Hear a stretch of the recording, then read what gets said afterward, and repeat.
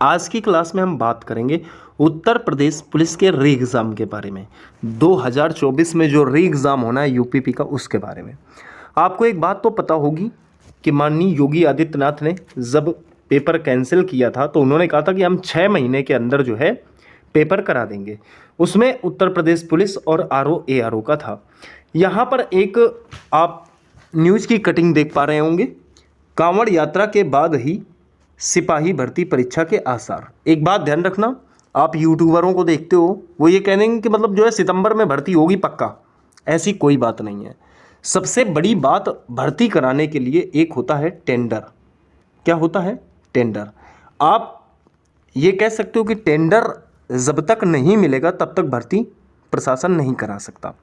सबसे बड़ी बात यह है। तो ये कहना भी मुश्किल है कि सितंबर में ही भर्ती होगी, ये कहना भी मुश्किल है कि सितंबर में भर्ती नहीं होगी। फिलहाल तो आपके पास एक विकल्प सबसे अच्छा ये होता है कि आपके पास समय है और आप तैयारी करें। तो बात यह आती कि पेपर होगा फिर कब। तो इसमें अगर मैं बात करूं तो सबसे पहले आप थोड़ी सी डिटेल समझ लीजिए, उसके बाद वार्तालाप करेंगे। देखिए, सिपाही नागरिक पुलिस 60,244 पदों पर सीधी भर्ती के लिए 6 माह में दोबारा लिखित परीक्षा की कवायद में 1 माह की देरी हो सकती है। पहले जो है इन्होंने एग्ज़ाम की डेट दी थी कि हम अगस्त में एग्ज़ाम करा देंगे, लेकिन 1 माह की देरी का कारण भी इन्होंने बताया। क्या कारण बताया? कांवड़ व्यवस्था बताया। क्या बताया? कांवड़ यात्रा व बाण बनी वजह हालात सामान्य होने का इंतजार। हालात जो है सामान्य होने का इंतजार कर रहे हैं ये लोग। उसके बाद अगर बात करें तो 24 से ज़्यादा जिलों में बाढ़ के हालात की वजह से इसमें अब देरी हो सकती है। ठीक है, बता दें कि भर्ती बोर्ड ने परीक्षा केंद्रों के चयन का कार्य तकरीबन जो है पूरा कर लिया है। सिपाही भर्ती की लिखित परीक्षा बीते दिनों राज्य सरकार द्वारा बनाए गए नियमों के मुताबिक कराई जाएगी और इस बार इन्होंने बहुत हाइब्रिड व्यवस्था की है जिससे नकल को रोका जा सके।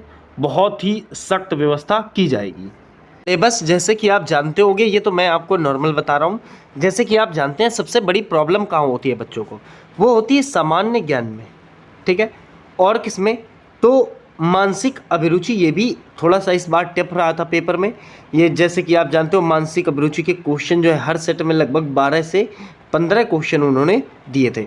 ये भी थोड़ा सा दुख का विषय रहा है इस बार के पेपर में। तो आप थोड़ा सा ना जीके में दबाव बनाएं, जीके जीएस में जो है दबाव बनाएं और मानसिक अभिरुचि को जितना ज़्यादा प्रैक्टिस करें बुक्स के साथ उतनी ज़्यादा प्रैक्टिस आप करें। हिंदी लगभग सभी बच्चों का परफेक्ट रहता है, मैथ सभी बच्चों का परफेक्ट रहता है। ये 38 वाला पार्ट जो है ये बहुत शानदार रहता है बच्चों का। ठीक है, वहीं हिंदी वाला भी शानदार रहता है। जो दिक्कत रहती है इस 37 और इस 38 में रहती है।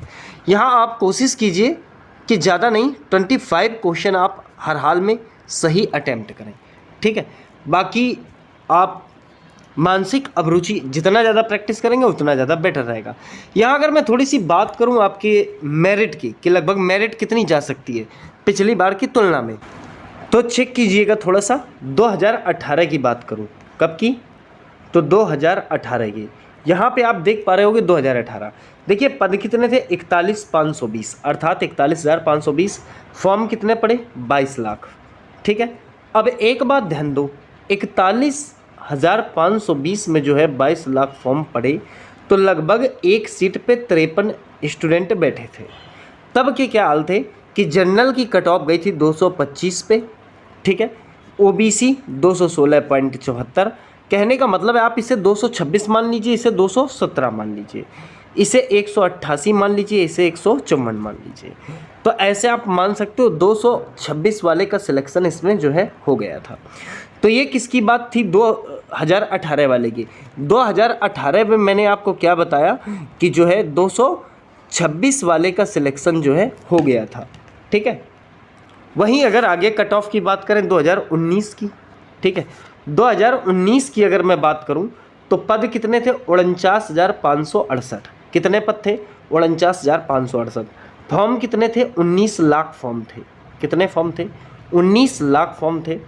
वहीं अगर मैं बात करूं तो इसका जो रेशियो बैठा वो बैठा एक सीट पे 39 कैंडिडेट। ठीक है, तब पिछली मेरिट गई जो वो गई 225 पे कट ऑफ। ठीक है, इस वाले की जो जनरल की कट ऑफ गई वो मान लो 185 पॉइंट जिसे आप 186 मान लो, 172 पॉइंट कुछ इसे 173 मान लो, 145 पॉइंट कुछ इसे 146 मान लो, और एसटी की 114 तो 115 मान लो। तो ये तो इसकी कुल मिला के जो रही थी वो कट ऑफ रही थी, क्योंकि ऐसा जितना भी मेहनत करने वाला बच्चा था वो 2018 वाली में सिलेक्ट हो गया था। तो यहाँ पर थोड़ा सा मेरिट जो है वो डाउन गई थी।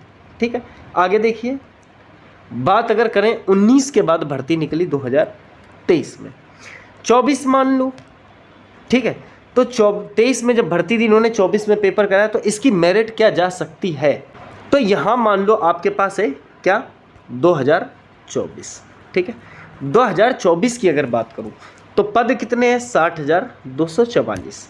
फॉर्म इसमें बहुत हैवी पड़ा, 50 लाख फॉर्म पड़ा। ठीक है, 50 लाख से ज़्यादा फॉर्म पड़ गया था। तो वहीं पर फाइट भी तो हैवी है इसमें, 60,244 पदों में 50 लाख फॉर्म, और रेशियो जो बैठा एक सीट का 83 बच्चों का रेशियो बैठा, बहुत खतरनाक रेशियो बैठा। इसकी जो मैं मेरिट मान के चल रहा हूँ वो मान के चल रहा हूँ 210 की, जनरल की कितनी, 210 की, जो मैं ठीक मान रहा हूँ। ओबीसी की आप मान लो 205 या 6 पे।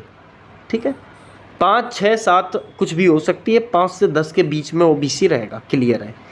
एससी आप मान लो 190 से आप ले लो 90 और 80 के बीच में, 190 से 180 के बीच में रहेगा। एसटी 170 मान लो, ये कन्फर्म है। ठीक है, तो आप ये समझ रहे हो कि 2024 की मेरिट अगर लो जाती है तो मुझे लगता है कि आपका जो है थोड़ा सा वो गड़बड़ है हिसाब। मेरिट जो है, कट ऑफ जो है 210 से प्लस ही रहने वाली है, डाउन में नहीं जाएगी, मेरा वादा है आपसे।